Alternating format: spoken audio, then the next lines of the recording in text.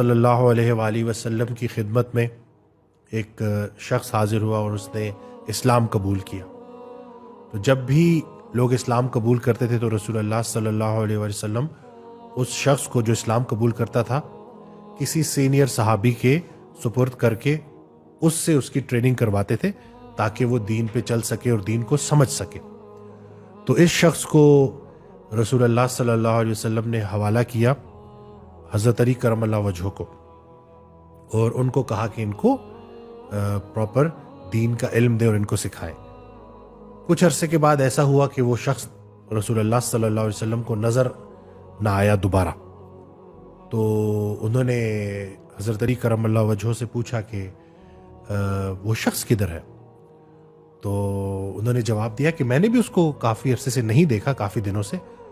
تو رسول اللہ صلی اللہ علیہ وسلم نے باقی صحابہ کو کہا کہ آپ کو جب بھی وہ شخص ملے تو اس سے کہنا کہ رسول اللہ صلی اللہ علیہ وسلم کی خدمت میں حاضر ہو، رسول اللہ صلی اللہ علیہ وسلم آپ کو بلا رہے ہیں۔ تو وہ شخص جب اس تک بات پہنچی، صحابہ ملے، تو وہ رسول اللہ صلی اللہ علیہ وسلم کی خدمت میں حاضر ہوا، اور رسول اللہ صلی اللہ علیہ وسلم نے اس سے پوچھا کہ آپ کہاں چلے گئے تھے؟ تو اس نے کہا کہ میں دین سمجھ گیا، آپ نے مجھے جس وجہ سے حضرت علی کرم اللہ وجہہ کے حوالے کیا تھا تو مجھے دین سمجھ آ گیا اور میں چلا گیا۔ تو رسول اللہ صلی اللہ علیہ وسلم نے اس سے پوچھا کہ تمہیں کیسے دین سمجھ آ گیا؟ تو اس نے جواب دیا کہ جب حضرت علی کرم اللہ وجہہ نے یہ آیت پڑھی تو جس آیت کا ترجمہ ہے، مفہوم یہ ہے کہ جس انسان نے بھی ذرا برابر نیکی کی تو وہ قیامت کے دن اس کو پالے گا، یا جس انسان نے ذرہ برابر بھی جو ہے بدی کی تو وہ اس کو بھی پالے گا۔ تو جیسے ہی انہوں نے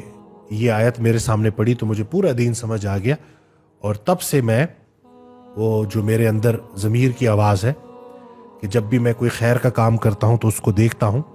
اسی طرح سے اگر کوئی غلط کام ہے تو اس کے بارے میں بھی میں سوچتا ہوں۔ یعنی کہ اس کا مفہوم یہ ہوا کہ چھوٹی سے چھوٹی جو بات ہے نا اس کو بھی چھوٹا نہیں سمجھتا، چھوٹی سے چھوٹی نیکی کو بھی چھوٹا نہیں سمجھتا، اور چھوٹی سے چھوٹی برائی کو بھی چھوٹا نہیں سمجھتا، اور اپنی وہ فطرت کی آواز پہ، اپنی اس ضمیر کی آواز پہ میں چلتا ہوں۔